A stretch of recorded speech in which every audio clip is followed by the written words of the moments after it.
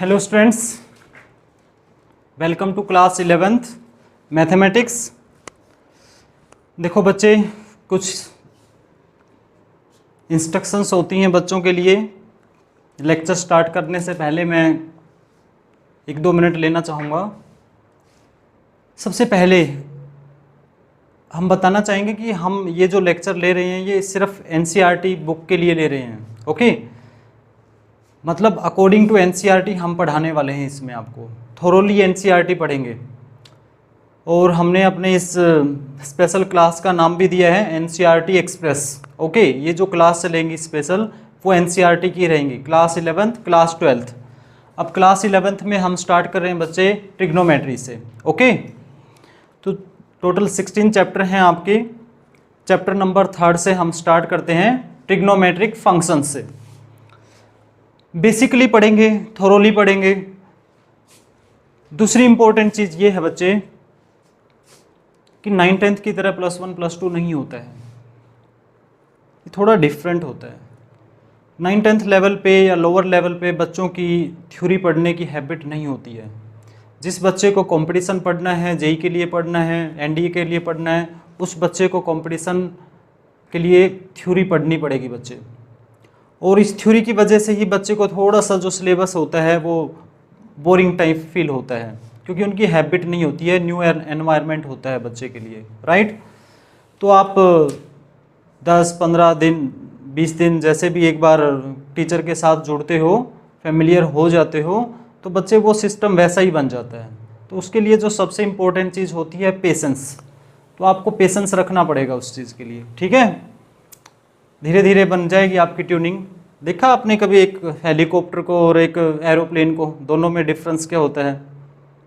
बड़ा डिफरेंस होता है। हेलीकॉप्टर की कैपेसिटी कम होती है, ठीक है, इसलिए वो वहीं से एकदम से उड़ जाता है, राइट। लेकिन जो एरोप्लेन होता है वो 0 की स्पीड से शुरू करके 0 1 2 3 4 ऐसे करके स्पीड बढ़ाते हुए अपनी चलता है। स्टार्टिंग में स्पीड कुछ नहीं होती है, फिर उसकी स्पीड अच्छी बढ़ जाती है, फिर और ज़्यादा बढ़ जाती है, और एक स्टेज के ऊपर वो फ्लाइट ले जाता है इतने सारे पैसेंजर्स को एक साथ लेके। वही काम आप वाला है। आपने हेलीकॉप्टर नहीं बनना है बेटा, आपने एरोप्लेन बनना है, राइट। और एरोप्लेन बनने के लिए देखिए एकदम से उड़ान नहीं होती है, उसके लिए पेशेंस रखना पड़ेगा आपको, राइट। तो स्टार्ट करने से पहले अपना ध्यान करो सरस्वती माता का, और स्टार्ट करते हैं अपनी पढ़ाई कि माता रानी सफलता दिलवाना। ओके, आप अपनी कोशिश जारी रखना, तो देखना एक दिन सक्सेस हो जाओगे, राइट। कोशिश करेंगे आपको अच्छे से सेटिस्फाइड करने की। हमारे चैनल का नाम SCI चंडीगढ़ है, आप एक बार पढ़ के देखो, इस पर ट्यूनिंग बनेगी आपकी, राइट। और रूटीन में क्लासेस ज़रूर देखिएगा, कोई भी क्लास मिस नहीं करनी है बच्चे। डायरेक्ट कोई लेक्चर 1 हम पढ़ रहे हैं, लेक्चर 2 छोड़ दिया तो लेक्चर 3 आपको समझ नहीं आएगा। एक कॉन्टिन्यूटी होती है टॉपिक के अंदर, ओके, वो कॉन्टिन्यूटी समझनी है। जिस टाइम आप क्लास देखते हैं, रिपीट करते हैं, उस टाइम बीच में कोई डिस्टर्बेंस नहीं होनी चाहिए, ओके। मतलब सिर्फ आप और सिर्फ आप होने चाहिए वहाँ पे, तो वो चीज़ अच्छे से हो जाएगी फिर, ठीक है, कभी प्रॉब्लम नहीं आती आपको। तो स्टार्ट करते हैं इस टॉपिक को और उसी वे से समझने की कोशिश करना, राइट। वे समझने की कोशिश करना है। क्वेश्चन सोल्व करना बड़ी बात नहीं होती है बच्चे, उसका लॉजिक समझना, कंसेप्ट समझना बहुत बड़ी बात होती है। एक क्वेश्चन सोल्व किया, सभी टीचर सोल्व करते हैं, बच्चे भी सोल्व करते हैं। एक +1 क्लास का बच्चा पास होने के बाद वो सारे +1 क्लास के क्वेश्चन सोल्व कर सकता है। लेकिन बेटा क्या होता है कि लॉजिक जो होता है वो एक अलग चीज़ होती है, नॉलेज जो होती है वो एक अलग चीज़ होती है, जो कि लॉजिक से समझ में आएगी आपको, ठीक है, जो लॉजिक के साथ इंक्रीज होगी आपकी। कि क्वेश्चन सोल्व किया है, किस बेस पे सोल्व किया है, उसके बैकग्राउंड में क्या चल रहा है, वो जो बैकग्राउंड में चल रहा है वो लॉजिक है, उसका बेसिक कंसेप्ट है, वहाँ पे पहुँचने की कोशिश करनी है आपने, ओके। वो एकदम से नहीं होगा, ये सारे काम जो होते हैं स्लो स्लो स्लो स्लो होते हैं, ठीक है ना। सहज पके सो मीठा होए, तो बेटा ऐसा ही चलेगी ये गाड़ी हमारी, ठीक है। चलते हैं अपनी जर्नी की साइड, एनसीईआरटी एक्सप्रेस। और जिस बच्चे को डर लगता है ना बेटा, मैथ से डर लगता है और ये लगता है कि मेरे को पढ़ना पड़ रहा है, तो थोड़ा सा चेंज कर लो अपनी मेंटालिटी को। मैथ्स को कट करके गेम लिख लो वहाँ पे। जैसे गेम को भी खेलने से पहले समझना पड़ता है, सीखना पड़ता है। ऐसे ही मैथमेटिक्स के ऊपर भी यही चीज़ अप्लाई कर लेना, फिर बताना कि ये डिफ़िकल्ट नाम का कोई वर्ड यहाँ पे एग्जिस्ट करता है कि नहीं। मैथमेटिक्स की डिक्शनरी में ऐसा कोई वर्ड नहीं होता है, ठीक है ना।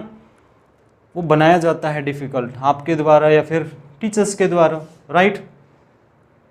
ज़्यादा इलेबोरेट नहीं करेंगे, खुद समझदार हैं कि कहीं पे टीचर के मेथड में, राइट, टीचर के बोलने में, टीचर के कंसेप्ट क्लैरिफिकेशन में कोई प्रॉब्लम है तो वो चीज़ ऑब्वियसली आपके लिए डिफ़िकल्ट हो जाएगी। टीचर कितना भी अच्छा पढ़ाते हैं, अगर आपका ध्यान क्लास में नहीं है तो भी वो चीज़ डिफ़िकल्ट हो जाएगी। इन छोटी छोटी बातों का आपने ध्यान रखना है। 2-3 चीज़ें मैंने आपको बताई है तो फिर कोई प्रॉब्लम नहीं आती है, ठीक है। अब देखते हैं इसको बेसिकली पढ़ते हैं। हम मान के चलते हैं 10th क्लास में आपने ट्रिग्नोमेट्री अच्छे से नहीं पढ़ी है, या जिस बच्चे ने पढ़ी है उसने अच्छे से नहीं पढ़ी है, ठीक है। चलिए, जिसको आती है मोस्ट वेलकम, आप कंपैरिजन कर लीजिएगा। बहुत सारी ऐसी चीज़ें होंगी जो फिर भी सीखने को मिलेंगी आपको, राइट, ब्रशअप हो जाएंगी वो वाली चीज़ें। टॉपिक का नाम है एनसीईआरटी बुक के अकॉर्डिंग ये बनता है आपका chapter number 3 trigonometric function. Trigonometric functions. देखिए बेटा, जिस भी चैप्टर का कोई नाम होता है उसके बारे में हमें थोड़ा सा पढ़ना ज़रूरी होता है, और जो नाम होते हैं ना वो रेफरेंस में रखे जाते हैं, ओके। जैसे ट्रिग्नोमेट्री, अब पढ़ने से पहले इसको समझने की कोशिश करेंगे हम अपनी साइड से, वर्ड पावर को समझने की कोशिश करेंगे और इसके इंट्रोडक्शन देखेंगे और देखेंगे कि रियल लाइफ में इम्पोर्टेंस क्या है। तो उसमें ऑर्डर में सबसे पहले चीज़ आती है कि रियल लाइफ के अंदर इसकी इम्पोर्टेंस क्या होती है, हम क्यों पढ़ रहे हैं, राइट। देखो बेटा, सबसे अच्छा एक एग्जाम्पल है, मान लीजिए आप यहाँ पे एक रिवर है, ठीक है, एक साइड आप खड़े हैं, एक साइड आपका फ्रेंड खड़ा है कोई, ओके। आपने क्या करना है, बगैर किसी ब्रिज की हेल्प से, ठीक है ना, उसकी आपने विड्थ मेजर करनी है कि वो मेरे से कितने डिस्टेंस पे खड़ा है वहाँ पे, ओके। समझ रहे हो ना, एक बैंक पे आप हैं रिवर के, एक बैंक पे आपका फ्रेंड है। कैसे पॉसिबल है कि आप बगैर उसकी कोई इंची टेप का यूज किए, राइट, कोई पैमाना यूज किए उसको मेजर कर पाएँ? ऐसा कुछ पॉसिबल है? Yes, it is possible by trigonometry, okay. आप उसमें जहाँ पे आप खड़े हो वहीं से अपने फ्रेंड को देखो, जहाँ पे खड़ा है उसके पैर जहाँ पे हैं, एंगल ऑफ डिफ्रेक्शन ले सकते हो, राइट, होता है ना, एक एंगल ऑफ एलिवेशन होता है, या फिर वहाँ पे कोई एंगल ऑफ एलिवेशन बना सकते हो, क्योंकि हॉरिजॉन्टल के साथ मेजर होते हैं दोनों से रिजल्ट सेम आता है, ओके। तो शॉर्टली आप ये समझिए कि आप इम्पोर्टेंस क्या उस चीज़ की, आप ऐसे इस चीज़ को समझ सकते हो कि रियल लाइफ में ये इंपॉर्टेंस है। दूसरी इंपॉर्टेंस क्या है, अच्छा एग्जांपल था। दूसरी इंपॉर्टेंस ये है कि हमारे सामने कोई टावर है, कोई बिल्डिंग है, राइट, या ताजमहल है। आप ताजमहल देखने चले गए और चाहो कि अब कितनी हाइट होगी ताजमहल की, बगैर चढ़े आप कैसे मेजर कर पाएंगे? क्या ये पॉसिबल है? Yes, it is possible. आप ताजमहल के जहाँ पे खड़े हो वहाँ से ताजमहल तक की डिस्टेंस ले लेंगे नीचे, और फिर उसका एंगल ऑफ एलिवेशन, उन दोनों की हेल्प से आप कैलकुलेट कर सकते हो। यानी कि ये पार्ट ऑफ ट्रिग्नोमेट्री है कि उसकी हाइट कितनी है, ओके। इसी तरह से किसी भी बिल्डिंग की हाइट आप मेजर कर सकते हो। रियल लाइफ में बड़ी काम आने वाली चीज़ें होती है, एक इंजीनियर के लिए बड़ी काम आने वाली चीज़ें हैं। एक पहाड़ है, ट्रेन ट्रैक निकालना है कहीं से, ओके, बस के लिए रोड निकालना है, ओके, ट्रैफिक के लिए रोड निकालना है, तो उसकी हाइट देखनी है तो कैसे मेजर करेंगे, राइट। वो सारी की सारी चीज़ें ट्रिग्नोमेट्री से कैलकुलेट होती हैं बच्चे। तो अगर आप साइंटिफिक तरीके से भी देखेंगे या रियल लाइफ में और बहुत सारी चीज़ें ऐसे देखेंगे, डे बाय डे टाइम में देखेंगे, तो ट्रिग्नोमेट्री का बहुत ज़्यादा यूज होता है, ठीक है। जैसे जैसे आपका लेवल बढ़ेगा वो चीज़ें आपको समझ आनी स्टार्ट हो जाएंगी। अभी इतना ही आपके लिए काफ़ी है, ठीक है ना। तो ट्रिग्नोमेट्री की डेफिनेशन से हम स्टार्ट करेंगे। एक इंट्रोडक्शन मैंने दी है कि रियल लाइफ में ये यूज कहाँ पे होती है, उसमें हम इस वर्ड को लिख लेते हैं फिर से बेटर समझने के लिए।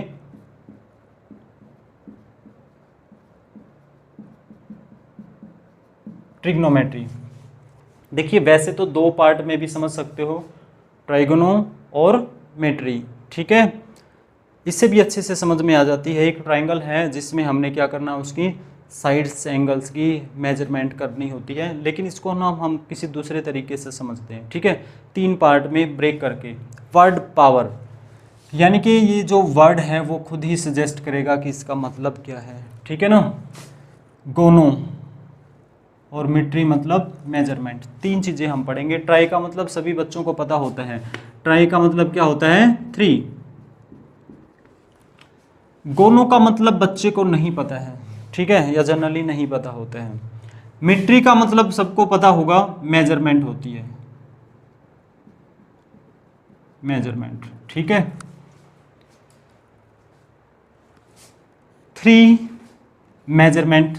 अब देखिए ना, दोनों वर्ड को सोच के थोड़ा सा आइडिया हमें लगता है कि हम मेजरमेंट किस चीज़ की करते हैं। एक्चुअली हम एंगल्स की करते हैं, साइड्स की करते हैं, ठीक है। एक लाइफ लाइन एक्टिवेट वहाँ पे हो जाती है कि हमने इतनी सारी चीज़ें लिख लेनी होती हैं, किसी चीज़ का नहीं पता उसको होल्ड पे कर लो और उससे हमें आगे समझ भी आने लगता है। चलिए ये हम समझा देते हैं आपको। अब ट्रिग्नोमेट्री समझना है। हमने अभी थोड़ी देर पहले एक वर्ड यूज किया था कि हमने वर्ड पावर यूज करना है, ठीक है। वर्ड पावर का मतलब क्या होता है कि जो वर्ड सामने लिखा वो क्या सजेस्ट करता है कि इसका मतलब क्या हो सकता है, ठीक है। इसका मतलब समझने के लिए 3 इंपॉर्टेंट तरीके रहेंगे हमारे पास। 2-3 लेक्चर पहले हमारी कुछ बातें ज़्यादा होती हैं, पढ़ाई थोड़ी कम होती है, लेकिन बेटा ये बातें ही जो होती है ना वो टीचर का एक्सपीरियंस होती है, ठीक है ना। ये जो एक्सपीरियंस है यही बहुत बड़ी चीज़ होती है टीचर के लिए, और बच्चों के लिए भी ये बहुत बड़ी चीज़ होती है, बट ये रिटर्न में नहीं दिया जा सकता। तो इसलिए आपको ध्यान से सुनना उन चीज़ों को। ये इंस्ट्रक्शंस होती हैं जो आपको बैलेंस करके रखती हैं, ठीक है ना। इस वर्ड पावर को समझने के लिए 3 तरीके क्या होते हैं। Word as it is suggest कर सकता है कि इसका मतलब क्या है, या उसका सिनोनियम लेके हम उसको समझ सकते हैं, ठीक है ना। जैसे वेरिएबल एक वर्ड होता है, कई बच्चे वेरिएबल को डायरेक्ट समझ सकते हैं जो एक चेंज होने वाली चीज़ है, और या कई बच्चे को हम वेरिएबल को चेंज लिख के हमें समझाना पड़ता है कि वेरिएबल का जो सिनोनियम है वो क्या है, चेंज है। तो चेंज का मतलब सबको पता ही होता है, तो उसको बच्चे को वो चीज़ समझ में आ जाती है। तीसरा ये होता है हिंदी लैंग्वेज, जो कि सबसे अच्छी वाली चीज़ होती है, सबसे इंपॉर्टेंट फैक्टर होता है हमारा हिंदी लैंग्वेज। तो हिंदी लैंग्वेज के ऊपर ज़रूर जाने की कोशिश करो कभी भी किसी वर्ड को समझने की, अगर वो समझ से बाहर होता है तो 3 चीज़ों के ऊपर फोकस करके रखिएगा, वो आराम से समझ में आ जाएगी। जब एक बार डेफिनेशन लॉजिक समझ में आ जाता है ना, तो जब टॉपिक में एंट्री लगाओगे वहाँ पे अपनापन लगता है बच्चे। अपनापन मतलब कि जैसे ये क्वेश्चन तो पहले से देखे हुए हैं और ये हमें आते हैं, और जब तक ऐसा माइंड नहीं बनता तब तक पढ़ाई का भी मज़ा नहीं आता हमें, ओके। तो गोनों को इसको समझने के लिए देखिए हम 2 तरीके से हेल्प लेते हैं। त्रिकोणमिति, आप जानते हो इसको हिंदी में क्या बोलते हैं, त्रिकोणमिति, ठीक है, इसको ऐसे बोलते हैं। अरे हमने समझना है, कुछ भी हेल्प लेनी पड़ सकती है। त्रिकोणमिति, इसका मतलब भी वही है, त्रिकोणमिति, 3 पार्ट, फर्स्ट, सेकंड, थर्ड। त्रि का मतलब 3 होता है। अब देखिए मिति का मतलब मेजरमेंट होता है, राइट।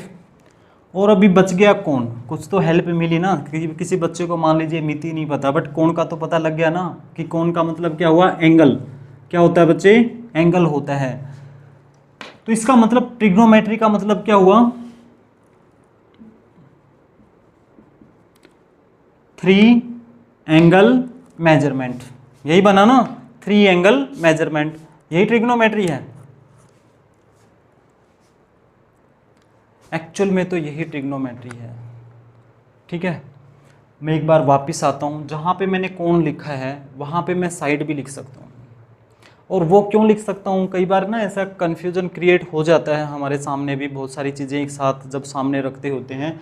आप इस गोनो वर्ड को सर्च करना, ग्रीक लैंग्वेज के गोना वर्ड से बना हुआ वर्ड होता है ये गोनो, ठीक है, जिसका मतलब होता है साइड्स, जिसका मतलब होता है साइड्स, मतलब 3 साइड्स की मेजरमेंट, या हम कहें कि 3 एंगल की मेजरमेंट। एक्चुअल में दोनों ने मतलब सेम देना है, इसलिए कोई फ़र्क नहीं पड़ेगा। मेरे अकॉर्डिंग तो कोई फ़र्क नहीं पड़ता, बाकी आप देख लीजिएगा।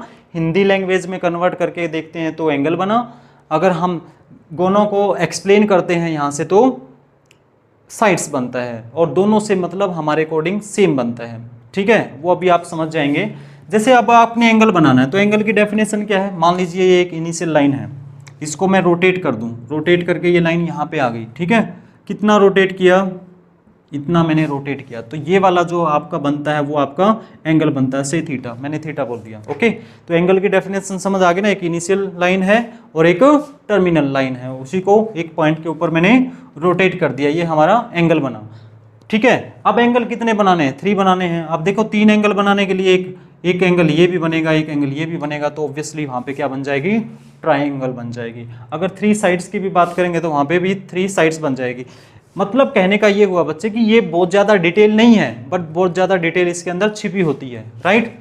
मिनिमम जो चीज़ें कई बार हम लेते हैं ना मिनिमम, जैसे पैरेललोग्राम की वैसे तो प्रॉपर्टी अगर देखें तो बहुत सारी होती हैं कि नहीं होती हैं, लेकिन पैरेललोग्राम प्रूफ करने के लिए हम क्या करते हैं, या तो साइड्स को क्या करते हैं, अपोजिट पेयर जो होते हैं पैरेलल प्रूफ कर देते हैं, करते हैं कि नहीं, या फिर अपोजिट पेयर इक्वल दिखा देते हैं, तो दोनों से प्रूफ हो जाता है ना, किसी भी एक की हेल्प से ले सकते हैं, तो वो मिनिमम रिक्वायरमेंट है। आप समझो कि ये बिल्कुल कंप्रेस्ड चीज़ है, जो शॉर्ट में लिखा जा सकता था वो है ये वाली चीज़। इसका मतलब जो हम अब तक जो पढ़ रहे हैं, एक कंक्लूजन बनता है हमारे दिमाग में, एक चीज़ आती है कि मैथमेटिक्स के अंदर भी कोई मतलब जो होता है वो सीधे सीधे नहीं निकलता है। बहुत सारे ऐसे केस होते हैं बच्चे, जो स्टैटिक्स डायनामिक्स आएगी आगे हायर लेवल पे, आपकी मैकेनिक्स वाले पार्ट्स आएंगे, वहाँ पे तो जनरली होता ही है। क्या होता है कि मैथमेटिक्स के अंदर भी कवियों वाली लैंग्वेज यूज होती है। ये बात भी सीधे सीधे समझ नहीं आई कि कवियों वाली लैंग्वेज का क्या मतलब है वहाँ पे। देखो बेटा, जब कवि लोग कुछ इमेजिनेशन करते हैं, सोचते हैं, है ना, और उसको अपनी वर्डिंग में कन्वर्ट करते हैं, तो उनके पास बहुत सारे वर्ड्स होते हैं, कुछ भी बोल देते हैं, लेकिन क्या सोच के क्या बोला है उन्होंने, उस वर्ड का मीनिंग क्या है वो कवि ही जानते हैं। फॉर एग्जाम्पल, जहाँ न पहुँचे रवि तहाँ पहुँचे कवि, बोल दिया ना, क्या मतलब, जहाँ न पहुँचे रवि तहाँ पहुँचे कवि। अब जहाँ न पहुँचे रवि का क्या मतलब है भाई, जहाँ सूर्य की किरण नहीं पहुँच सकती वहाँ पे कवि पहुँच गया, इसका मतलब क्या है कि वहाँ पे कवि की कल्पना पहुँच सकती है, ठीक है ना। जहाँ पे सूर्य की किरणें नहीं पहुँच सकती वहाँ पे कवि की कल्पना पहुँच सकती है। पॉसिबल है ना ये, क्योंकि इंसान इमेजिन तो किसी भी चीज़ की कर सकता है। सूर्य देव तो एक लिमिटेड जगह पे जा सकते ना, हर कॉर्नर में, घर के हर कोने में तो अब सूर्य की किरण नहीं पहुँचती ना, राइट। बहुत सारी ऐसी चीज़ें होती हैं, बहुत सारी ऐसी जगह होती है जहाँ पे अंधेरा ही रह जाता है, होता है कि नहीं। अब कभी तो इमेजिनेशन उसकी भी कर सकता है ना, ध्यान लगाया, बोला कि कोई अंधेरा काल कोठरी जिसमें एक मकड़ी है और वो जाला बुन रही है, वो कुछ भी सोचता रहेगा, कुछ भी सोचता रहेगा। यार उसने बोल दिया, लिख दिया यहाँ पे, जहाँ न पहुँचे रवि तहाँ पहुँचे कवि। अब ये तो वो जब एक्सप्लेनेशन देगा तभी समझ में आएगा ना। पोइट्री पढ़ी है ना आपने, तो उसकी व्याख्या यानी कि उसकी एक्सप्लेनेशन नीचे होती है, और तभी उसको पढ़ के हमें एक्चुअल पता लगता है कि इस पोइट्री का मतलब क्या होता है, राइट। ऐसे केस मैथमेटिक्स में भी आपको देखने को मिलेंगे, राइट। इसके बाद मैं आने वाला हूँ, अभी लिखता हूँ मैं आगे ना इसकी डेफिनेशन और फिर समझाता हूँ उसको। होपफुली ये चीज़ तो आपको समझ में आ गई होगी। डेफिनेशन बनती है ट्रिग्नोमेट्री की बच्चे, रिलेशन बिटवीन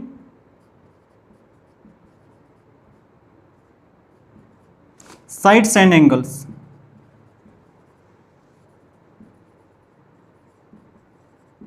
सिर्फ इतनी सी डेफिनेशन है, relation between sides and angles. लेकिन ये जो वर्ड हमने स्टार्ट किए हैं ना, ऐसे ऐसे कुछ सिखाने के लिए किए हैं, ऐसे जो लैंग्वेज मैं यूज कर रहा हूँ ना इस लेक्चर के अंदर, वो कुछ सिखाने के लिए है बच्चे आपको। रिलेशन का मतलब मैथमेटिक्स के अंदर क्या है भाई, दो फ्रेंड हैं, ठीक है ना, उनके बीच में रिलेशन है। दो फैमिली मेंबर हैं, रिलेशन है, ठीक है। दो डिफरेंट फैमिली की रिलेशन है, तो कोई ना कोई तो रूल उनके बीच में लगता होगा ना, तभी तो वो रिलेशन है बच्चे। आई बात समझ।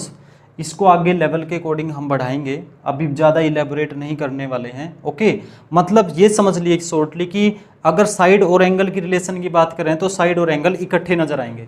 दो दोस्त अगर रिलेशन हैं, दो दोस्त हैं, वो रिलेशन क्या है, दोस्ती है। वो दोस्ती कैसे हुई, किसी स्कूल में इकट्ठे पढ़े होंगे, रूल बन गया, स्कूल के थ्रू मिले हैं, वो दो एक इंस्टीट्यूट के ऊपर पढ़ते हैं तो कहीं ना कहीं तो इकट्ठे नजर आएंगे। वो जो इकट्ठे नजर आना है ना, वही चीज़ आपकी रिलेशन है। ऐसे यूज करेंगे हम इस चीज़ को, ठीक है। आपका एक सेट्स एंड रिलेशंस का एक चैप्टर भी आएगा, उसके अंदर भी हम इसको डिटेल में पढ़ेंगे। लेकिन मैथमेटिकली जब भी बार बार ये वर्ड यूज किया जाता है ना, तो दिमाग में बस एक छोटा सा पॉइंट लेके रखिएगा कि वो चीज़ें जिन जिन की रिलेशन की बात करता है वो आपको उसमें नज़र आनी चाहिए। आई बात समझ? ये मतलब है उस चीज़ का। आगे बढ़ते हैं इसको। यहाँ पे वही सेम चीज़ आ गई कवियों वाली लैंग्वेज वाली, कि इसका मतलब क्या हुआ, relation between sides and angles का क्या मतलब हुआ।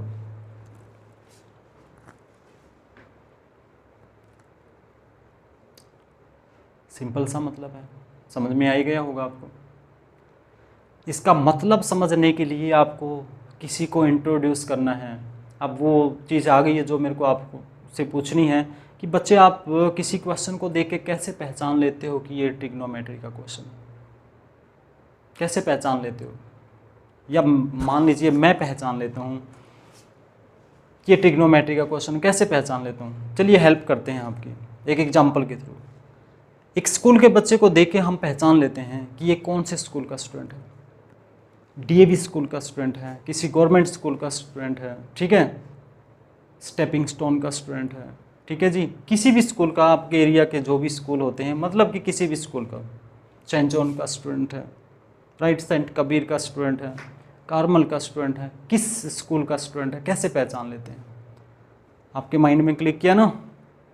अगर कंसंट्रेशन बना के पढ़ रहे हो बच्चे तो ऑब्वियसली ये सारी चीज़ें आपको समझ आती हैं।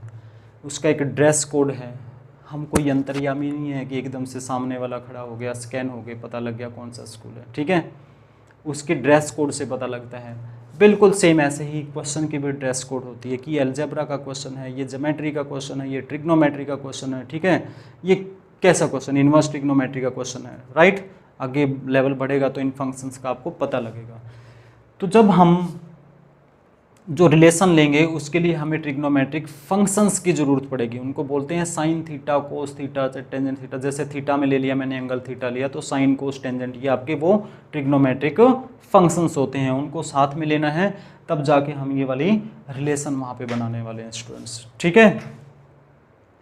होपफुली आपको ये मीनिंग समझ में आ गया होगा इसका, राइट।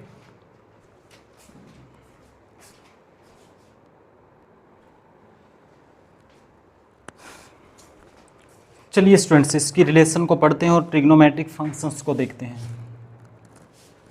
आप हमेशा ऐसे जब बोर्ड कंप्लीट होता है तो एक स्क्रीनशॉट ले लीजिएगा, ठीक है, टेक अ स्क्रीनशॉट।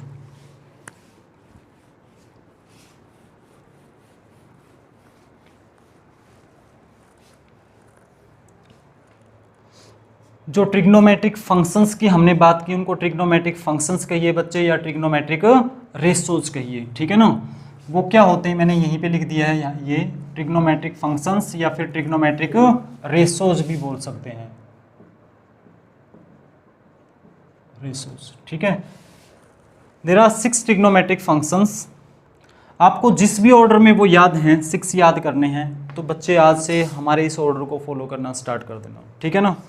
भविष्य में बहुत सारी ऐसी आइडेंटिटीज आने वाली हैं जो अगर ऑर्डर याद है आपको तो आइडेंटिटीज को लर्न करने में हेल्प मिलेगी, ठीक है, या रिकॉल करने में हेल्प मिलेगी। एक लाइफ लाइन का आपके लिए काम करने वाली वो चीज़ें। तो नंबर 1 पे हम लिखते हैं साइन। मैंने एंगल ले लिया थीटा, भाई मैंने साइन थीटा लगा दिया, ठीक है। सेकंड नंबर पे लिखा कोस थीटा।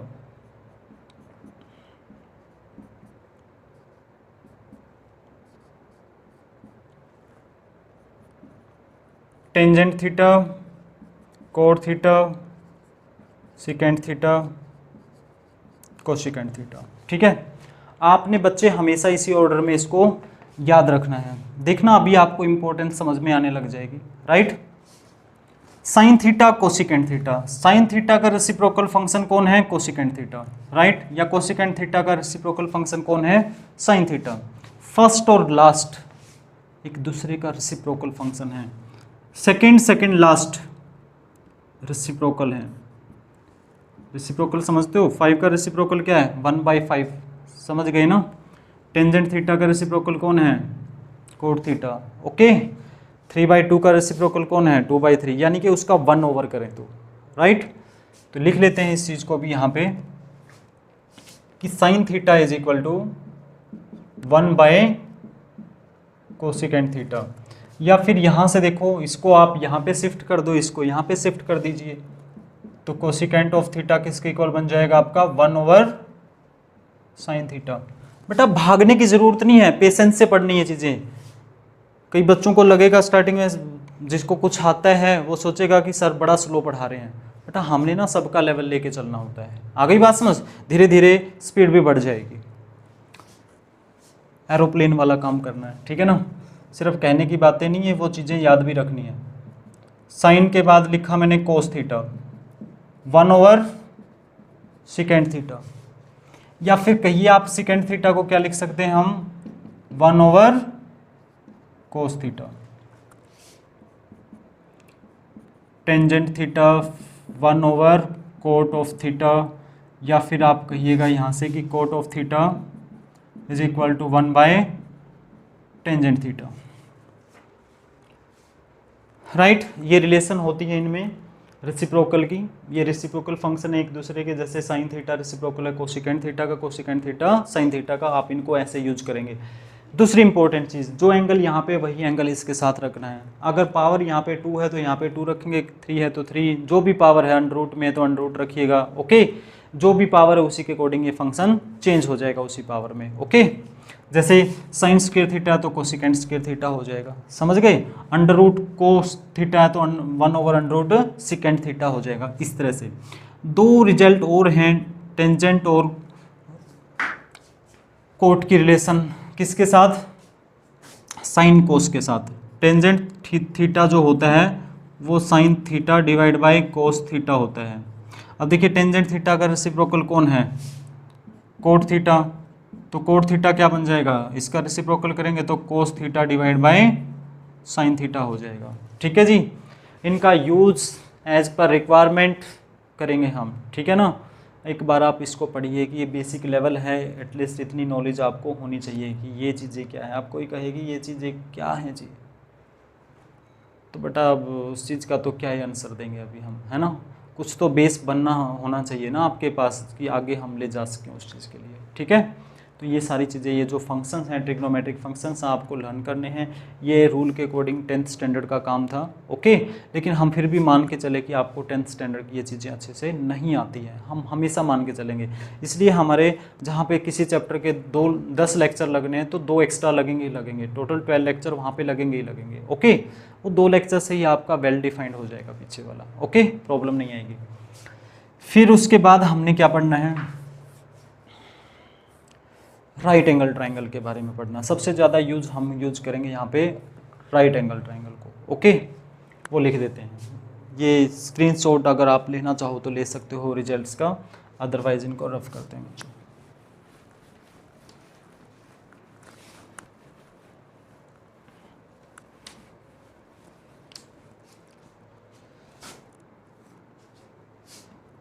ये सभी नॉन मेडिकल या मैथ्स के स्टूडेंट या फिर फिजिक्स के स्टूडेंट्स के लिए इम्पोर्टेंट चीज़ है भाई, ओके। कॉमन चलेगी ये वाली चीज़, 2-3 लेक्चर तक कॉमन आपका रहेगा जब तक क्वाड्रेंट सिस्टम नहीं होता है तब तक, ठीक है। क्वाड्रेंट सिस्टम तक तो एटलीस्ट आपको यूज करना ही करना है, फिजिक्स में भी और मैथ्स में भी। तो मान लीजिए मैं ये एक ABC राइट एंगल ट्राइंगल ले लेता हूँ जिसमें ये B के ऊपर राइट एंगल्ड है, ओके। ये साइड आपकी हाइपोटेन्यूज होती है, सभी बच्चों को पता होता है, ठीक है। ये कौन डिसाइड करता है कि परपेंडिकुलर कौन है, बेस कौन है? इंपॉर्टेंट चीज़ ज़रा ध्यान से सुनना। अगर ये मेरे पास एंगल थीटा होता है, जो भी एंगल, अगर आपने फंक्शन के साथ थीटा लिया तो ये थीटा ले लीजिए, अगर एक्स है तो आप एक्स अकॉर्डिंगली ट्राइंगल को बनाएंगे। मान लीजिए ये मैंने थीटा लिया, then side opposite to angle theta given acute angle theta, right. ये गिवन होता है जब भी आप ट्रायंगल लोगे वहाँ पे ये चीज़ आपको हमेशा गिवन ही होती है, ठीक है ना। उसी के अकॉर्डिंग आपको यूज करना है। देन साइड अपोजिट, इसको अपोजिट साइड भी बोलते हैं, ओके। और इसको एडजेसेंट साइड बोलते हैं, जो कि आपकी थर्ड साइड क्या रह जाएगी? बेस रह जाएगी। ये हाइपोटेन्यूज 90 डिग्री के सामने वाली, थीटा के अपोजिट साइड परपेंडिकुलर, और ये आपका बेस। अगर ये एंगल में थीटा लेता हूँ तो ये परपेंडिकुलर और ये बेस हो जाएगा। ऐसा नहीं कि बेटा बेस आधार बेस नीचे की तरफ होता है, ऐसा नहीं होता है। बेस एक्चुअल में वो चीज़ होती है जहाँ पे वो चीज़ टिकी होती है, ठीक है। अगर हम उसकी भी बात करें, सबसे स्ट्रॉन्ग साइड, सबसे स्ट्रॉन्ग चीज़ होती है बेस आपकी, ठीक है। जैसे अगर हम बच्चों के माइंड में होता है ना मकान, आधार, उसका बेस स्ट्रॉन्ग होना चाहिए और वो बेस हमेशा नीचे की तरफ होता है। बहुत सारे ऐसे बच्चे होते हैं जिनकी ये मेंटालिटी होती है, बट ऐसा नहीं होता है। ये ट्रायंगल 360 रोटेशन में कैसे भी आ सकती है ना। एंगल तो 90 डिग्री एक रहेगा ही, और एक बेस और परपेंडिकुलर इसका फिर भी बनेगा। जैसे मैं अगर इसकी बात करूँ, ऐसे करके ऐसे कर दिया मैंने, ज़रा ध्यान से देखो अभी। अब किसको परपेंडिकुलर बेस कहोगे, तो ये सिर्फ किसके ऊपर डिपेंड करती है, ये गिवन एक्यूट एंगल के ऊपर डिपेंड करती है। हम आपको एक एग्जांपल देना चाहते थे बेस के लिए। जैसे मान लीजिए आपने देखा होगा कई बार ना, वॉल्स के अंदर एक कूलर टिका होता है, उसके अंदर एक फ्रेम लगी होती है लोहे की, लगा लीजिए, है ना। तो उस फ्रेम के ऊपर वो कूलर लगा होता है। अब वो जो फ्रेम लगी है ना, उसका जो स्टैंड लगा है, वो स्टैंड किस पे है, वॉल के ऊपर, राइट। उसका बेस कौन हुआ, स्टैंड का, wall, but wall is vertical. तो बेस कोई भी चीज़ हो सकती है, ऐसा कुछ नहीं होता अगर हम आपकी मेंटालिटी की भी बात करें तो, ओके। बट ट्रायंगल की बात करते हैं बच्चे, जो मैंने आपको समझाया यही चीज़ है, ध्यान रखना अभी, ठीक है। हम इस एंगल के एक्यूट एंगल पे वर्क करें तो इसके अकॉर्डिंग परपेंडिकुलर कौन होगा, ये वाला होगा। अगर इस एंगल के अकॉर्डिंग हमने वर्क करना है तो, क्योंकि ये एंगल जो यहाँ पे दिया होगा उसी को यहाँ पे लिखने वाले हैं, तो इसका मतलब उसके अकॉर्डिंग वर्क है, ठीक है जी। ये मैंने थीटा लिखा तो मैंने थीटा के अकॉर्डिंग वर्क किया है, तो ये लिख दिया यहाँ पे। अगर मैं यहाँ पे एक्स एंगल लिख दूँ तो एक्स के अकॉर्डिंग वर्क करेंगे, तो मैं यहाँ पे एक्स लिखूंगा फंक्शन के साथ, ठीक है। ये हमारे ट्रिग्नोमेट्रिक फंक्शंस होते हैं। तो इनकी एक रिलेशन होती है इनके साथ, सबको पता है, उस रिजल्ट का भी पता है, जिससे ये याद रहती हैं। पहले तो ये रिलेशन लिख देते हैं, इसको बोलते हैं P/H, इसको बोलते हैं B/H, इसके साथ है रिलेशन। अब हो गए ना, PH और थीटा की रिलेशन, एंगल की रिलेशन होगी, साइड्स की रिलेशन होगी, राइट। P/B, B/P, H/B और H/P। ये आपको याद रखना है हमेशा के लिए, ठीक है। और याद रखने की एक भूल भी जाओ तो एक ट्रिक है यहाँ पे सिंपल सी। वो ट्रिक ये है, सभी बच्चों को पता होता है, गली का बच्चा बच्चा जानता है PBP का मतलब क्या होता है और HHB का मतलब क्या होता है। पंडित बद्री प्रसाद हर हर बोले, पंडित बद्री प्रसाद हर हर बोले। बाकी जो मर्जी बना लेना, ऐसे बोलते हैं स्टूडेंट ना, सोना चांदी तोले, साइन कोस टेंजेंट, सोना, ऐसे साइन, ऐसे सेकेंड भी होता है, बट पहले ये तीनों function, sine cos tangent, sine cos tangent, right, ये चीज़ होती है। तो साइन क्या बना, P/H। अब बेटा देखो, अकेला साइन लिखा मैंने, एंगल नहीं लगाया। वैसे ही साइन लिखना, कोस लिखना, टेंजेंट, ये मीनिंगलेस हैं जब तक उनके आगे कोई एंगल नहीं आता। बट ये एक ट्रिक है, यहाँ पे हम इसलिए लिख रहे हैं इस चीज़ को। यहाँ पे साइन थीटा पूरा लिखना कोई ज़रूरी नहीं है। क्लियर होगी ना चीज़। जब क्वेश्चन को सोल्व करेंगे, आप किसी क्वेश्चन को सोल्व करते हैं, तब ऐसा नहीं हो सकता कि कहीं अकेला साइन ही दिखे आपको, उसके आगे कोई एंगल ही ना हो, दैट इज़ मीनिंगलेस। मैंने अगर कहीं पे लिखा ना ये साइन, ऐसे जैसे साइन लिखा, कोस लिखा, टेंजेंट, कोई रोल नहीं है इसका, मीनिंगलेस है ये चीज़। जैसे मान लीजिए थीटा मेरे पास क्या है, थीटा एक एंगल है और वो 30 डिग्री है। अब उस 30 डिग्री का हम क्या ले रहे हैं, साइन ले रहे हैं। साइन ले रहे हैं किसका, थीटा का। साइन ले रहे हैं हम किसका, 30 डिग्री का। अब इसको सोल्व करेंगे तो जैसे वैल्यू आ गई 1/2, राइट। वैल्यू क्या आ गई, 1/2। साइन 30 डिग्री की वैल्यू 1/2। अकेला साइन अगर आपने लिखा, दैट इज मीनिंगलेस। तो वास्तविकता क्या है, वास्तविकता ये कि साइन ऑफ थीटा होता है। ये एक्चुअल में क्या है, साइन ऑफ थीटा या sine of 30 degree. Sine theta is the short form of sine of theta. क्या बोला हमने, sine theta is the short form of sine of theta. तो ऐसे ये सारे के सारे फंक्शंस होते हैं। ये साइन ऑफ थीटा, ये कोस ऑफ थीटा, ये tangent of theta, cot of theta, secant of theta, cosecant of theta, right. बोलने में जब sine theta, cos theta, tangent theta, cot theta, secant theta, cosecant theta आप पढ़ रहे हो, तो इसका मतलब क्या है, ये शॉर्ट फॉर्म में पढ़ रहे हो, ठीक है। ध्यान रखना, अभी किसी ने छोड़ना नहीं है। कई बच्चे एक बार एक्स लगाना भूल जाते हैं, वाई लगाना भूल जाते हैं, एंगल थीटा है तो थीटा लगाना भूल जाते हैं। ऐसा नहीं करना, इसी वजह से आपको क्वेश्चन गलत हो जाता है वहाँ पे, ओके। चलिए अब हम इस ट्राइंगल के अंदर वापस आते हैं। जब राइट एंगल ट्राइंगल की बात करें और थीटा के बारे में हमने अभी अभी बोला था, थीटा क्या है आपका, एक्यूट एंगल है। What is acute angle, the angle lies between 0 and 90 degree, angle lies between 0 degree and 90 degree. न तो ये 0 डिग्री हो सकता है, न ही 90 डिग्री हो सकता है, उनके बीच का कोई भी एंगल हो सकता है, ठीक है ना। अब ऐसा नहीं कि 0 डिग्री के बाद 1 डिग्री 2 डिग्री 3 डिग्री, भाई उनके बीच में भी डिग्री होती हैं बहुत सारी, ठीक है ना, इनफाइनाइट मैनी। तो बच्चे ध्यान रखिएगा इस चीज़ का कि न तो 0 हो सकता है, नहीं 90। क्यों नहीं हो सकता, माइंड में क्वेश्चन जाना चाहिए, क्यों नहीं हो सकता। थीटा की वैल्यू 0 डिग्री करके देखो, अगर मैंने इसको 0 डिग्री कर दिया तो ये सी बी जो है हमारा, है ना, उसके साथ सी ए कंसाइड्स कर जाएगा, कॉन्सिडेंटल लाइन बन जाएंगी, तो ये आपकी ट्राइंगल बनेगी ही नहीं, नहीं बनेगी ना। अगर ये 90 डिग्री हो गया, ये वाला एंगल 90 डिग्री, तो दो पैरेलल लाइन हो जाएंगी, तो भी ये ट्राइंगल नहीं बन सकती है बच्चे। ओके, ट्राइंगल बनने के लिए ये कंडीशन होनी जरूरी होती है, इसलिए हम इसको बोलते हैं एक्यूट एंगल। और एक्यूट एंगल की सही डेफिनेशन क्या होती है, ये नहीं कि सिर्फ less than 90 degree. Less than 90 degree में वो नेगेटिव में भी जा सकता है, बट वो 0 भी नहीं जा सकता, वास्तविकता तो ये होती है, ठीक है। होपफुली आपको समझ आ रही होंगी ये सारी चीज़ें। ये बिल्कुल बेसिक लेवल है उन बच्चों के लिए भी जिन्होंने ट्रिग्नोमेट्री नहीं पढ़ी है, इसलिए हमने इस लेवल से इसको स्टार्ट किया है बच्चे, ठीक है ना। अदरवाइज थोड़ा सा +1 के लेवल पे जब हम स्टार्ट करते हैं इसको, तो ये चीज़ें बताते ज़रूर सारे, फिर इतना इलेबोरेट करने की ज़रूरत नहीं थी टॉपिक को। क्या होगा, एक लेक्चर एक्स्ट्रा लग जाएगा, यही होगा ना, बट हर बच्चे को तो समझ में आ जाएगी यार। मकसद तो हमारा यही है ना कि हर बच्चे को समझ आना चाहिए, अदरवाइज पूरा लेक्चर वेस्ट हो जाएगा, पूरा चैप्टर वेस्ट हो जाएगा, उस पर डिपेंड जो भी चैप्टर हैं वो सब वेस्ट हो जाएंगे। सिर्फ एक लेक्चर की बात नहीं होती है बच्चे, ठीक है, ये टीचर जानता है, आपको फॉलो करना है जस्ट उनको। अब इसकी इंपॉर्टेंस क्या है वो चीज़ भी हम समझ लेते हैं, ठीक है।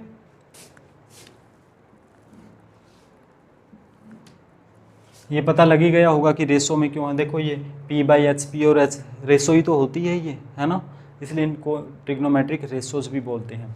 एक छोटा सा क्वेश्चन बनाते हैं हम इसको अच्छे से समझाने के लिए। मान लीजिए मेरे पास साइन थीटा की वैल्यू है 4/5।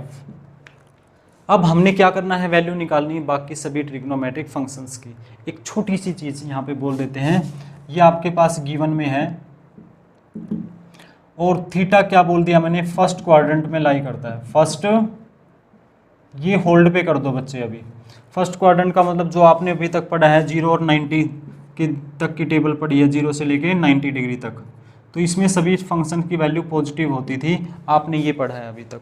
आगे पढ़ाएंगे क्वाड्रेंट सिस्टम में कि कोई भी वैल्यू नेगेटिव नहीं आएगी। आपने देखा साइन 30 डिग्री सोल्व किया, कोस 60 डिग्री सोल्व किया, टेंजेंट 45 सोल्व किया, कोई भी वैल्यू आपने देखी है, या तो 0 बनी है या फिर वो पॉजिटिव वैल्यू बनी है ना, या कोई नॉट डिफाइंड वैल्यू बनी है, लेकिन नेगेटिव वैल्यू कोई नहीं बनी है आपकी, नहीं बनी ना, वही चीज़। इसलिए मैंने पहले ही मेंशन कर दिया, मैं फर्स्ट क्वाड्रेंट में लेके क्वेश्चन समझाता हूँ, बाकी के क्वाड्रेंट के लिए अकॉर्डिंग टू क्वाड्रेंट सिस्टम अपने आप समझ में आ जाएगी चीज़ें आपको बाद में, ठीक है। अभी सुनिए,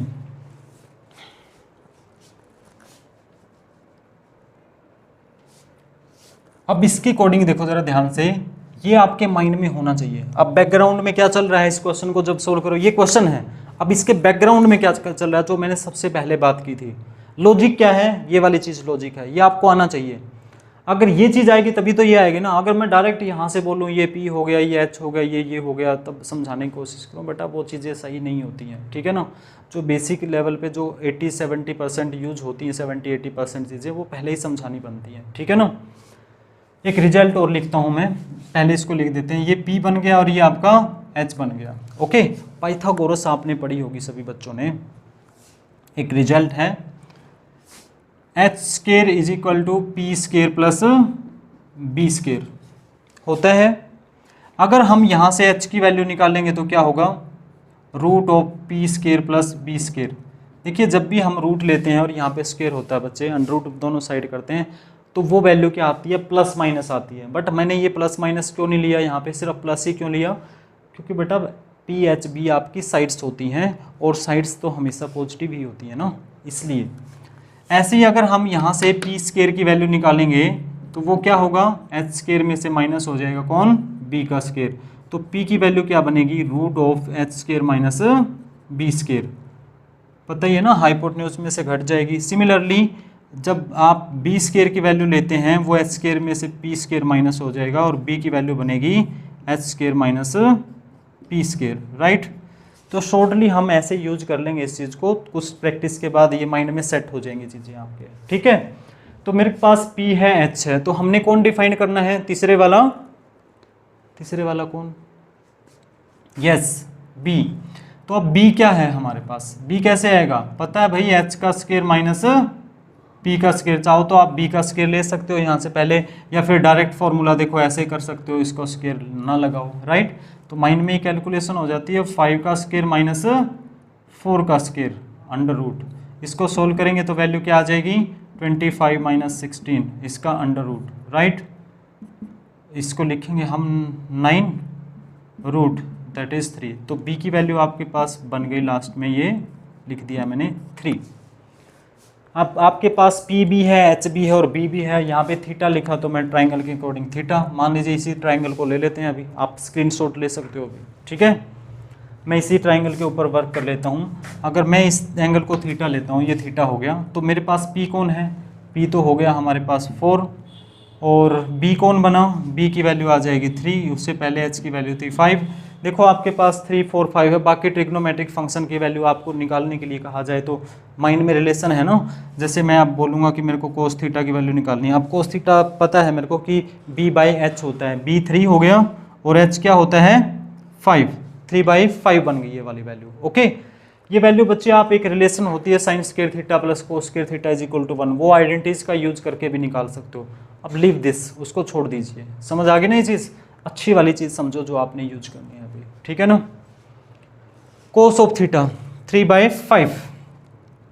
अब टेंजेंट थीटा चाहे तो बच्चा sine theta by cos theta करके लिख सकता है, या डायरेक्ट भी उसको पता होना चाहिए ये परपेंडिकुलर ओवर बेस होता है। भाई परपेंडिकुलर कौन है अपना 4, बेस कौन आया अभी 3, ठीक है। बाकी सभी फंक्शंस तो रेसिप्रोकल ही है ना इसके। टेंजेंट का रेसिप्रोकल करेंगे तो कौन बन जाएगा, कोट थीटा बनेगा 3/4। कोस थीटा का रेसिप्रोकल कौन है, सेकेंड थीटा, वो होगा 5/3। और साइन थीटा जो गिवन ओरिजिनल फंक्शन था उसका रेसिप्रोकल करेंगे तो कोसिकेंट थीटा आ जाएगा आपका, ठीक है। और कोसिकेंट थीटा की वैल्यू क्या बनेगी 5/4 बन जाएगी, ठीक है जी। 5/4 दिख रही है ये, फिर से बोल रहा हूँ 5/4, नहीं दिख रहा है तो आप लिख लीजिएगा इसको, यहाँ पे लिख दिया मैंने, cosecant of theta is equal to 5/4, ठीक है। ये फंक्शन मैंने यहाँ पे लिख दिया आपके लिए। तो एक फंक्शन की वैल्यू पता होनी चाहिए, बाकी सभी की वैल्यू निकाल सकते हो। क्वेश्चन मेरा यही था कि गिवन में ये साइन थीटा 4/5 है, थीटा फर्स्ट क्वाड्रेंट में लाई करता है, तो ये सारी वैल्यू देखो पॉजिटिव आई, और आपको बाकी 5 फंक्शंस की वैल्यू निकालनी थी, ठीक है जी। वो हमने निकाल ली है और ये वैल्यू आ गई। अब देखो अगर अपने पास कोस थीटा होता तो इसके अकॉर्डिंग ये परपेंडिकुलर और ये हाइपोटेन्यूज लेके परपेंडिकुलर निकाल देते, ठीक है ना। सॉरी, ये बेस और ये हाइपोटेन्यूज लेके, क्या बोल दिया था पता नहीं, ठीक है ना। अब क्या बोला मैंने, ये बेस और ये हाइपोटेन्यूज है ना, उसके अकॉर्डिंग फिर परपेंडिकुलर फाइंड कर लेते, फिर तीनों मिल गए, फिर वैल्यू निकाल सकते हो। कोट थीटा है तो ये बेस और ये परपेंडिकुलर हो जाएगा, फिर आपको हाइपोटेन्यूज निकालना, दोनों का स्क्वायर का सम, वही रिजल्ट्स यूज करके वैल्यू निकाल सकते हो। होपफुली सबको समझ में आ गया होगा बच्चे ये, ठीक है। चलिए टेक अ स्क्रीनशॉट।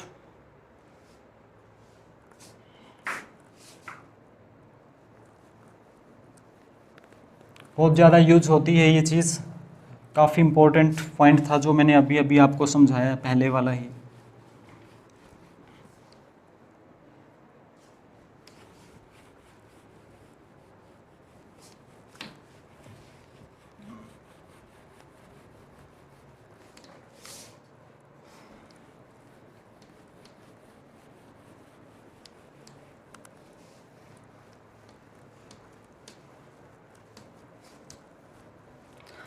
अब इनके साथ थोड़ा सा खेलना शुरू कर देते हैं भाई, ठीक है ना।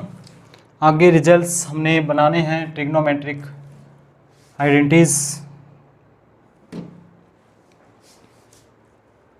पहली trigonometric identity sign square theta plus cos square theta. एक चीज़ समझो आप, कुछ फ्रेंड्स हैं यहाँ पे, उनके बारे में जान लेते हैं हम। साइन का फ्रेंड कौन है, कोस है, ठीक है। और कोस का फ्रेंड कौन है, साइन, मतलब म्यूचुअल फ्रेंड है। आप क्या कहें, म्यूचुअल फ्रेंड है। टेंजेंट का दोस्त सिकेंट है और सिकेंट का दोस्त कौन हुआ, टेंजेंट। कोट का दोस्त है कोसिकेंट और कोसिकेंट का दोस्त है कोट। अब भाई देखो, अगर ये फ्रेंड हैं तो ऑब्वियसली ये इकट्ठे नज़र आएंगे ना यार, फ्रेंड हैं तो आएंगे, स्कूल में इकट्ठे पढ़ेंगे, कोचिंग इंस्टीट्यूट पे इकट्ठे जाएंगे, है ना, खेलने इकट्ठे जाएंगे, और भी कुछ भी बहुत सारे काम होते हैं जो भी वो मिल के ही करते होते हैं, इकट्ठे ही नज़र आएंगे। तो वही काम ये देखना आगे चल के करने वाले हैं, जहाँ पे कोस होगा वहाँ पे साइन भी होगा, करण आ गया तो अर्जुन भी आएगा, हमेशा ऐसा ही लगेगा आपको, राइट। तो देखना ज़रा इसमें साइन और कोस, देखो पहले ही identity trigonometric identities, trigonometric identities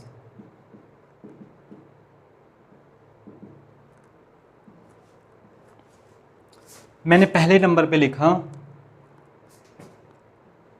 sign square theta plus cos square theta is equal to 1। सबसे पहला result sine square theta plus cos square theta is equal to 1। गली का बच्चा बच्चा जानता है इस रिजल्ट को।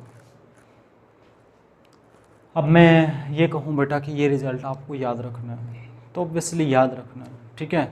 अब हमें इनके प्रूफ पे कोई जाने की ज़रूरत नहीं है, अगर जाना चाहे कोई बच्चा तो बता देता हूँ नॉलेज के लिए। साइन स्क्वायर थीटा, इसको साइन थीटा का होल स्क्वायर लिख सकते हैं, लिख सकते हैं। अब कई बच्चों की तो यहाँ पे भी गरारी फंस जाती है। अब देखिए बच्चे, कुछ चीज़ें लिखता हूँ। साइन थीटा का मैंने होल स्क्वायर लिखा, मैंने लिख दिया साइन स्क्वायर थीटा, ध्यान से देखना क्या लिख दिया मैंने, साइन स्क्वायर थीटा। या फिर मैं लिख सकता हूँ किसको, इसके equal sign square theta square, या फिर किसके इक्वल होगा ये, साइन थीटा का स्क्वायर। क्या सही है ये? सही नहीं है ये। साइन स्क्वायर थीटा को साइन थीटा का होल स्क्वायर लिख सकते हैं, साइन थीटा के होल स्क्वायर को सिर्फ साइन स्क्वायर थीटा लिख सकते हैं। यहाँ पे बच्चे गलती क्या करते हैं, इसको ए मान लेते हैं, इसको बी, ए बी का स्क्वायर है तो ए का स्क्वायर बी का स्क्वायर, जबकि ऐसा नहीं होता है, राइट। यहाँ पे 1 है, इन दोनों की ही मल्टीप्लिकेशन होती है, या यहाँ पे मैं इसको 1 कर सकता हूँ, ठीक है ना, ए की power m whole power n, ऐसे कर सकते हैं ना, वो चीज़ है ये, ध्यान रखना। यहाँ पे नहीं आएगी चीज़, साइन स्क्वायर थीटा स्क्वायर ये इसके इक्वल नहीं है, और यहाँ पे सिर्फ एंगल का स्क्वायर है। जैसे मैंने 30 डिग्री ले लिया यहाँ पे, साइन 30 डिग्री का स्क्वायर, अब यहाँ पे तो साइन स्क्वायर भी हो गया, 900 भी हो गया, और ये साइन 900 हो गया, कहाँ से इक्वल आएंगे वैल्यू। ध्यान रखना बच्चे, ये तो एक सिंबॉलिक वे है और एक लिखने का तरीका होता है कि आप इस चीज़ को कैसे लिख सकते हो, ठीक है ना। तो साइन थीटा का होल स्क्वायर को साइन स्क्वायर थीटा लिख सकते हो आप, ये ध्यान रखना, यही सही है। क्यूब है तो क्यूब, पावर 4 है तो 4, 5 है तो 5, जो भी पावर आएगी वही लिखेंगे। लेकिन एक इन्वर्स फंक्शन आता है आपका ना, उसके लिए ऐसा नहीं है, ठीक है, वो आगे इन्वर्स ट्रिग्नोमेट्री में सीखोगे आप, अभी आपको कोई प्रॉब्लम नहीं आने वाली है इससे रिलेटेड, अभी ट्रिग्नोमेट्री पढ़ो। तो इसमें कुछ खास बातें हैं, वो खास बातें क्या हैं वो पढ़ लेते हैं। कि भाई दोनों फंक्शन में पावर 2 है और दोनों के एंगल सेम हैं, दोनों की पावर 2 और दोनों के एंगल सेम, और बीच में प्लस, तब जाके ये वैल्यू 1 के इक्वल बनती है। अब ये समझने के लिए कि क्या होता है, ये समझ लेते कि क्या नहीं होना चाहिए। अगर मैं यहाँ पे a डाल दूँ और यहाँ पे b डाल दूँ, a और b दोनों डिफरेंट हो जाएं, तो ये वाली वैल्यू 1 के इक्वल नहीं होगी बच्चे, ठीक है। a और b दोनों इक्वल होने चाहिए, तभी वो वैल्यू 1 के इक्वल बनेगी, राइट। दूसरी इंपॉर्टेंट चीज़ कि मैंने यहाँ पे स्क्वायर लिखा, स्क्वायर न आके अगर मैं स्क्वायर हटा दूँ, पावर 1 रहे, तो ये 1 के इक्वल नहीं बनेगा। अगर ये पावर 3 बन जाए तो 1 के इक्वल नहीं बनेगा, कोई एक 2 और के कोई एक 3 बन जाए तो भी 1 के इक्वल नहीं बनता होता है, ठीक है ना, जनरल केस के अंदर, ये ध्यान रखिएगा आप, राइट। तो इसको एज इट इज़ जिस फॉर्मेट में ये लिखा हुआ रिजल्ट है उसी फॉर्मेट में बनना चाहिए, तब होगा। एंगल दोनों कुछ भी बन सकते हैं, फिर कोई प्रॉब्लम नहीं है। आगे जैसे टेंजेंट कोसिकेंट है, अंडर कंडीशन होती हैं वो वाली आइडेंटिटीज, ठीक है ना, लेकिन इसमें कोई प्रॉब्लम नहीं आएगी आपको कभी भी। तो पहले वाला रिजल्ट अगर आपको याद है तो बाकी के 2 रिजल्ट याद रखने में भी आपको हेल्प मिल जाएगी, ठीक है। कैसे हेल्प मिलेगी अभी देख लेते हैं, 2 तरीके से समझाने वाला हूँ कि आगे वाले रिजल्ट कैसे याद रख सकते हो। 2 लाइफ लाइन है हमारे पास। पहला ये, एक बार इसको आप डिवाइड कर दो, किससे डिवाइड करो, इस रिजल्ट फर्स्ट को, ये फर्स्ट रिजल्ट जो है हमारा, इसको डिवाइड करो, किससे डिवाइड करोगे, divide by sine square theta, देखिए भाई ध्यान से, स्केयर है इसमें, स्केयर इसमें, जो एंगल इसमें वही एंगल इसमें रखेंगे। साइन स्केयर थीटा से डिवाइड कर दिया आपने, दोनों साइड डिवाइड करेंगे। अब इसको साइन स्केयर थीटा से डिवाइड करेंगे तो ये value sine square theta divide by sine square theta लिख दिया मैंने, plus cos square theta divide by sine square theta लिख दिया, और यहाँ पे भी 1/sin स्केयर थीटा, राइट। अब ध्यान से देखो, ये वाली वैल्यू हो गई 1। अब कई बच्चों के माइंड में गया होगा यहाँ पे अलग अलग कैसे कर दिया, कई का लेवल होता है भाई, a/b प्लस c/b है तो मैं b एलसीएम लेके a प्लस सी लिख सकता हूँ। बेटा लेफ्ट राइट के इक्वल है तो राइट भी तो लेफ्ट के इक्वल है। अब नई चीज़ समझ लो, +1 क्लास में मेनली अब यहाँ से शुरू हो गई हैं यूज करनी है आपने, 10th में बड़ा कम यूज करते थे। आइडेंटिटी का बेस्ट लर्न करना क्या है, प्रवीण हमेशा बोलेगा कि आइडेंटिटी का बेस्ट लर्न करना क्या है, लेफ्ट राइट के इक्वल और राइट लेफ्ट के इक्वल, दोनों साइड से आइडेंटिटी यूज करनी पड़ सकती है आपको। अगर आपको पता है a प्लस बी का होल स्क्वायर क्या होता है, a square plus B square plus 2ab होता है, तो आपको ये भी पता होना चाहिए a square plus B square plus 2ab किसका होल स्क्वायर होता है, that is whole square of a plus B, right. चलिए सिंपल हिंदी लैंग्वेज से मैंने आपको पढ़ाया है, एकदम समझ आनी चाहिए चीज़ें बच्चे। तो इसको हमने सेपरेट करके लिख दिया, ये 1 बन गया, और 1 प्लस इसको कोस square theta by sine square theta, अभी थोड़ी देर पहले बताया था ना, कोस और साइन की रिलेशन, ये हो जाएगा आपका coat square theta. 1/sin square theta क्या होता है, कोसिकेंट स्क्वायर थीटा। और वैसे भी यार कोई एक पता लग जाए तो एक पे डैम श्योर हो तो दूसरा आ ही जाएगा ना, कैसे, अभी बताया था मैंने, टेंजेंट का दोस्त सिकेंट होता है, कोट का दोस्त कोसिकेंट होता है, कोट और कोसिकेंट मिलके आइडेंटिटी बनाएंगे, राइट। इसको मैं राइट साइड में लिख लेता हूँ, तो cosecant square theta minus cot square theta right side होगी, लेफ्ट साइड में 1 के इक्वल है, तो मैं 1 इक्वल में यहाँ पे लगा दूँ, कोई फ़र्क पड़ेगा यार। देखिए a b के इक्वल है तो b भी तो a के इक्वल होता है, कैसे होता है, पहले इस b को इधर लेके आओ तो माइनस का b हो गया, a को राइट साइड शिफ्ट करते हैं माइनस a, जब दोनों को पूरी लेफ्ट और राइट को ही चेंज किया तो वो भी तो b और a ही बन जाएंगे ना डियर, वो भी पूरा नेगेटिव, वो भी पूरा नेगेटिव कैंसिल हो जाता है। तो मैं मैक्सिमम टाइम ऐसा यूज करने वाला हूँ, तो ध्यान रखिएगा, जैसे ये 1 इधर रह गया तो मैंने उठा के उधर लगा दिया तो कोई फ़र्क नहीं पड़ेगा। स्टूडेंट को लगता है कि सर ने साइन क्यों नहीं चेंज किया, राइट, कई बच्चों की प्रॉब्लम रह जाती है। तो आपकी सेकंड आइडेंटिटी तैयार हो गई।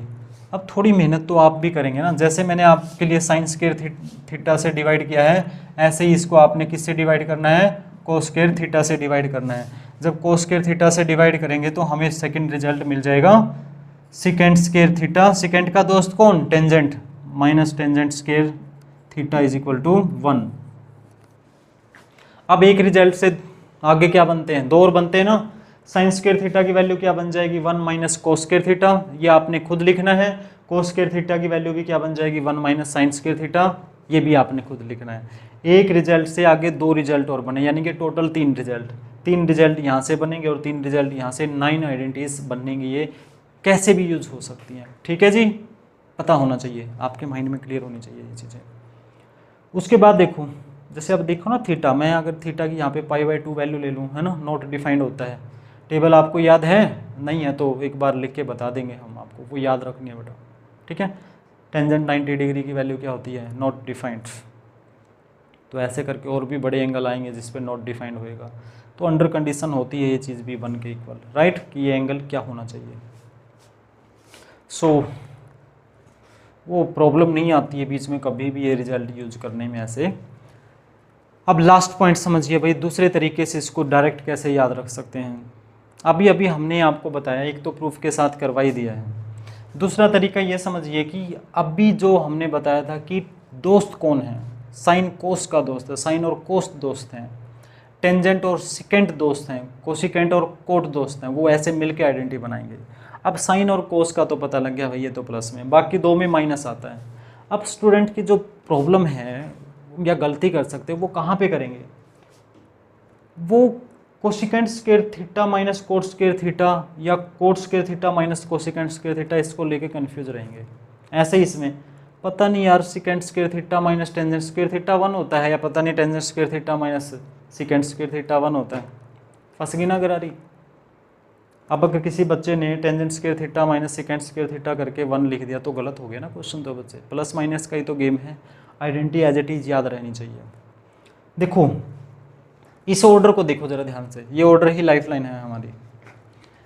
1 2 3 4 5 6, ये 1 है, ये 2 है, ये 3। आपको पता है इससे बड़ा ये 2 होता है, इससे बड़ा 3 होता है, फिर बड़ा 4 होता है, फिर 5 और फिर 6। अब छोटे में से बड़े को माइनस करो, छोटे नंबर में से बड़े नंबर को माइनस करो, या बड़े नंबर में से छोटे को माइनस करो। पता है रिजल्ट क्या होता है? जब छोटे में से बड़े को, जैसे जैसे मैंने लिया 2 में से 5 को माइनस कर दिया मैंने, तो आपको पता है रिजल्ट क्या बना? -3, नेगेटिव आएगा।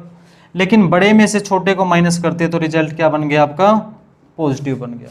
आप ये समझ लो थोड़ी देर के लिए, प्लस माइनस की बात करें सिर्फ, कि इसमें से इसको माइनस किया और रिजल्ट पॉजिटिव, इसमें से इसको माइनस किया और रिजल्ट पॉजिटिव। तो रिजल्ट पॉजिटिव कब होता है? जब बड़े में से छोटे को माइनस करते हैं। ऑर्डर के अकॉर्डिंग देखें, अब जन्म नहीं है ये पहले नंबर पे पैदा हुआ है दूसरे नंबर पे, समझ आ गया ना? किसी बच्चे का जन्म नहीं है। तो बेटा ये इस ऑर्डर में देखो, ये 6 नंबर पे, ये 6 है, ये 5 है, ये बड़ा है, ये छोटा है, ये उससे छोटा है। इस तरह से अपना ऑर्डर याद रखना, ठीक है। सिकेंट और टेंजेंट दोस्त हैं हमारे। अब सिकेंट कहाँ पे है? 5वें नंबर पे। टेंजेंट कहाँ पे है? तीसरे नंबर पे। अब 3 में से 5 माइनस करूँ या 5 में से 3? तो 5 में से 3 माइनस करेंगे तभी पॉजिटिव आएगा ना। अब बच्चा सोचेगा 5 में से 3 माइनस किया तो 2 आ गया सर। बेटा ये ट्रिक है, ये यहाँ पे हम 1 2 3 की बात नहीं कर रहे, ये बात कर रहे हैं कि पॉजिटिव रिजल्ट की बात है, ठीक है ना। वो 1 आता है 2 आता है, उससे कोई मतलब नहीं है। आप ये देखो कि दोनों का डिफरेंस पॉजिटिव है, 1 पॉजिटिव होता है ना, तो दोनों का डिफरेंस पॉजिटिव कब हो सकता है? जब इसमें से इसको माइनस करेंगे, ठीक है। सिमिलरली आप खुद समझदार हो, ह्यूमन माइंड है, डायरेक्शन मिल गई, आपको पता लग गया नेक्स्ट आइडेंटिटी में क्या करना है। कोसिकेंट में से कोट को माइनस करना है। थी ना अच्छी वाली लाइफलाइन? 2 तरीके से समझाया मैंने आपको, और दोनों ही यूनिक हैं। और ये जो बाद में बताई, ये बड़ी एक्सपीरियंस ट्रिक बनाई हुई है बच्चे के लिए, ठीक है ना। मतलब फेल नहीं होगी, एक बार उसी वे में पढ़ने की सोचो, और इंटरेस्टिंग भी लगेगा टॉपिक आपको कि ये दोनों फ्रेंड हैं। इन दोनों फ्रेंड को आपके दिमाग में ना सेट कर देंगे, ये दोस्त हैं। वैसे भी तो देख लेते हो यार क्लास में, ये दोनों दोस्त हैं, वो इकट्ठे रहते हैं, ये दोस्त हैं, ये 3 दोस्त हैं, ये 4 दोस्त हैं, ये इकट्ठे रहते हैं। वैसे भी तो पता लग जाता है। ये आपके काम की चीज़ है, वो आपके ज़्यादा काम की चीज़ नहीं है, ठीक है ना। इसको पढ़िए। आज के लिए इतना ही काफ़ी। Thank you and do take care of yourself. Bye.